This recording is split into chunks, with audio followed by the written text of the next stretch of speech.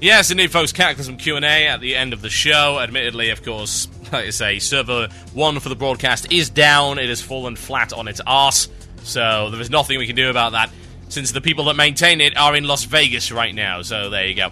Cataclysm Q&A, we'll do that, we'll do some shout-outs, and then I'm going to go off and rewind the Dungeons & Raids panel so I can actually watch it and see if anything's interesting. I am told that there's going to be information about 4.1, either way. 4.1. Yes, that'll be the new raid, supposedly. The one that's going to be coming in after the launch, which is either going to be the Firelands or the War of the Ancients, I would suggest. That's my thoughts on it anyway. It may or may not be, of course, but it sounds like it is. Okay, let's do a bit Q&A. Obviously, a lot of the questions have now been answered, so Q&A will probably stop within the next couple of weeks, just because there aren't enough questions anymore. I've already answered pretty much everything there is. But we'll do it anyway. Okay. What happened to BlizzCon? Did you do it for the pet? Do it for the pet. No, I wanted the stream up so I can actually get the information. But as it turns out, the announcement and the launch and the big opening event was a total waste of time. And there you go. Explosions is not a question, by the way. I just need to make that absolutely clear. What raids are currently available in the Cataclysm beta? Well, Bastion of Twilight, Blackwing Descent, the Skywall, which is the Throne of Four Winds, and also Barradin Hold. Some encounters are only available at certain times, and indeed most of the raid testing is only available at certain times. They bring the dungeons up for a little while, and then they end up just going back from there, and they'll turn them off, and then they'll put them back on, and yeah, it's kind of weird. What else do we have? That is not a question. I first began playing WoW during TBC expansion and kept playing until about 2 or 3 months after Old WoW was released. I was wondering, from the content you've seen so far, is it worth buying Cataclysm upon release and from 0 to endgame resubbing my previous account, or simply not getting WoW back?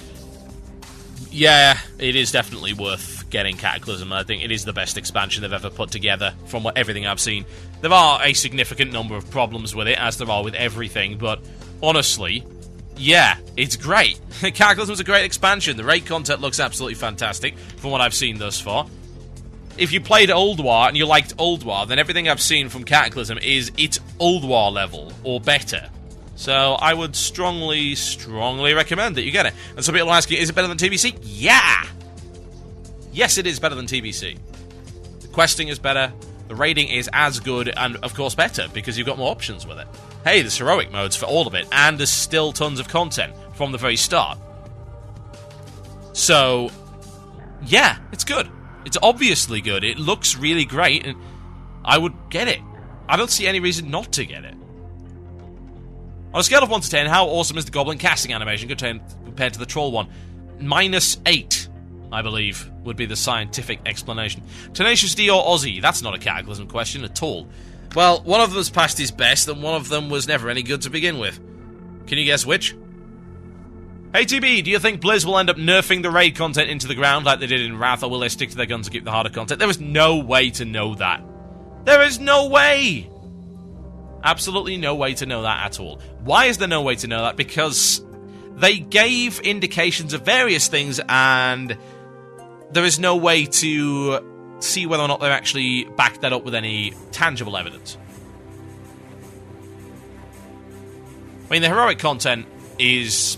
some of it's really good and some of it's not, and I'm glad that they buffed the health on all the heroic bosses. That's a start, but as we saw in the recent video of Shadowfang Keep, you've still got there 2 bosses which are an absolute joke. 2 bosses which are good, and then one which could be good if it was, tweaked a bit. I'm just not enthused by some of the bosses in there, and that goes against the whole thing of them saying we want heroics to be heroic again, because the difficulty curve seems to be all over the place. Frost Mage question. Since Frost Mage is shaping up to be a viable raiding spec in Cataclysm, do you believe that more mages will go that way, given the increased importance of survival and how powerful Ice Barrier is for that? If not, what do you think will help keep mages in Arcane or Fire specs? Personal preference? Utility? What if you don't have a guy in a 10-man that provides that 5% crit buff? Then you definitely want to have a fire mage in the group. What about the 3% damage buff that's provided by... oh, what is it? Something like... Ret Pallies, I think, maybe? And also Beast Mastery Hunters. So... people are going to pick the spec that they want to do. The point is that if all 3 specs are viable, that is a good situation to be in. It's nice to have the choice. I may go Frost, because actually Frost is fairly enjoyable. It really is. It's entertaining. Right now, anyway. It didn't used to be. It's good now. Arcane's probably the most boring. I think a lot of people will actually go away from Arcane because it's got a really boring rotation in comparison to the other stuff. And also, yeah, Cauterize. I keep forgetting that one. You should see some of the tricks I can pull with Cauterize. So, I can eat a Blackout, which does 250,000 damage, and I can then use Mage Ward to survive it and survive the fight. I have no repair bills ever! It's so good! It's unbelievable. I don't know if I think I've deleted the footage now, but I've got some neat trick footage of stuff. I might do that on the next boss we do with some instant kill thing. It's probably a good idea. The point is that when you eat the Cauterized damage, it does what? I can't remember how much. Enough to kill you. But if you end up using Mage Ward, because that damage is fire damage, you actually eat a tick of it, so you'll survive. But the boss de-aggroes you and despawns, so you survive it. You don't even have to use Ice Block or anything. It's hilarious. It's a really good ability. Okay, that I've read. What's the difference between the computer specs now and Cataclysm? I've seen no performance differences between Wrath and Kata at all. I would imagine the new water effects are going to take a little bit extra power. Obviously, there's some better texture work here and there. There's also quite a bit of optimization. So, if you can run Wrath fairly well... hell, if you could move around in Dalaran without it being a complete and total slideshow, then you shouldn't have a problem. Even then, at least you now have options. You don't need to be in Orgrimmar. That's the great thing about it. There is no central travel hub anymore. So if Orgrimmar is lagging too much for you, then just go and hang around Thunderbluff or Undercity. What else do we have? Curious if you are aware of any changes in Northern Silithus. No, I am not, actually. There don't appear to be any at all from what I could see. Silithus looked very, very similar when I flew over that.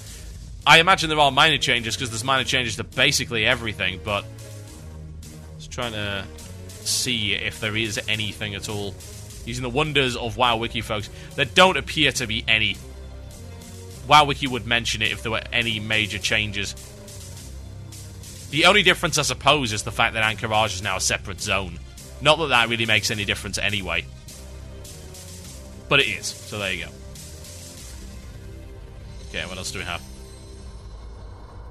I'm looking forward to Cataclysm as much as the next guy, but is the build-up to it just a cover? From all the videos you posted, it seems good, admittedly, but so did Wrath. No, it didn't.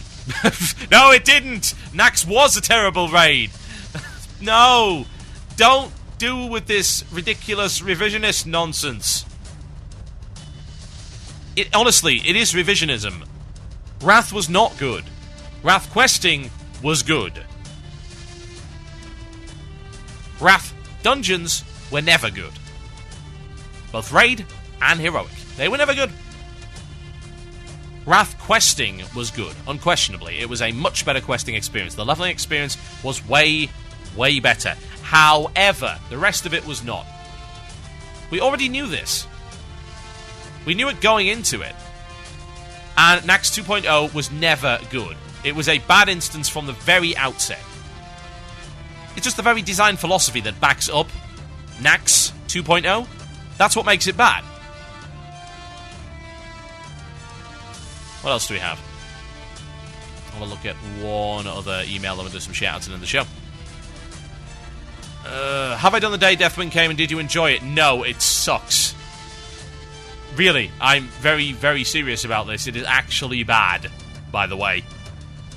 Some people said, oh, this looks like the best quest ever. It's so boring. I did it on stage at the I-40. Because I thought, hey, this will be really entertaining for people. As it turns out, it was boring as sin. Oh, wow, it's so dull. The first one, hit rocks. It's a vehicle quest. You hit one button for about 5 minutes. Then you punch Deathwing in the face. The animation doesn't even finish, and then you go back to it. And then the next one is go click on clouds. You go wander around for 10 minutes looking for clouds. Click the clouds, then you get a little animation. Oh, it sucks. It sucks so bad. People love it because it's some crazy gimmick, but in terms of actual entertainment value, that quest is really dull. And people are going to realise that when they actually do it. Because they've already seen it, so thought, hey, this will be great fun to do. It's not like the Plants vs. Zombies quest. Yeah? That is actually entertaining to do the first time, but this, once you've seen the video of it, there is no point in you doing that quest, because there is no fun to be had at all. Nothing changes. There is nothing to do. Push button is all that quest is. So bad. Okay, folks. Shout-out time. Ladies and gentlemen. Send it in. TheMurloc@gmail.com. That is TheMurloc@gmail.com. You can also send it in over Twitter if you so desire. You can also send it in over your IRC client. IRC.quakenet.org, #pound cynical Brit is the one to go for. Shoutouts for the last few minutes of the show. And we'll get something to eat and go sit down and watch the Dungeons and Raids panel. Unfortunately, so far, everything I've seen in this has been completely and totally foreshadowed by the fact that it's been in the beta client for ages. Though there are some differences that I did notice here. Alderman's getting broken up into 2 wings, incidentally. Moradin's also being broken up into 2 wings instead of 3. The top part of the Sunken Temple has been taken out completely. Huh, interesting. Okay, shout-out time, folks. Let's do it. Shout out to Oblivion on Dathramar. Great that we're all back for Cataclysm. No more Qua to wipe us on Putricide. Huh, interesting. Okay. Don't load up the MMO champion thing, by the way, unless you want to be terrified by really loud advertising. Holy crap. A shout out to my friends, Lavana, Nexoria, Solana, and Anaj. You guys rock, from Clankbot on Darkmoon Fair EU. Shout out to Agrimar US for staying up for more than 2 hours today. Send me a PM, please. Don't spam it in the channel. A shout out to Basiltard for being a lovely guy, smiley face. That's from David Byrne. A shout out to Rising. Love your show. Keep it up. Shout out to the Guild Rising on Vecnalash EU. You guys are awesome. That's from Ziana of Rising. Shout out to Twitter. A shout out to my friends. Oh no, we've done that. Shout out to Azelbor of Cadgar EU for being awesome from Mark. Azelbor, yes. Shout out to... So much... What is with this Azelbor stuff? Seriously. Retweets on shoutouts. Unbelievable. A shout out to Jellybean, who helped me to kill Kale fast but failed in trash. That is from Artemesis. Shout out to me for what is that? WRR and its future. That's from Kexman. And a shout out to the Liquor Store Mafia on Azul, my first guild. That's from Dark Call. A shout out to Kexman for starting a new show. Wow. A new show. That's from Elite Hacksaw. And a shout out to the Fleur de Mal. Darkspore. Wow. God, that... My brain. There's nothing left of it. Darkspear EU to everyone with pogo sticks. That's from Az. And a shout out to the boys at Cyber Game Zones from Hiroto. And can I get a shout out to me for finally convincing my friend to play WoW? It's from Hoopboo from Homer Rush EU. I'm done, folks. Thank you very much for listening to this episode of Blue Please. You will see videos coming up over the weekend. I don't know if there'll be any more videos tonight. Honestly, I'm going to probably spend most of the time watching these streams, so I doubt there'll be anything else. Thank you very much for listening, as always, and I will see you next time. We'll go off on some fantastic music, as per usual. I'm thinking, ladies and gents, that we might end on a little bit of Encephirum. Sounds like a plan. I could do Tears, but I'm not going to do that. I'm going to do Lai Lai Hey.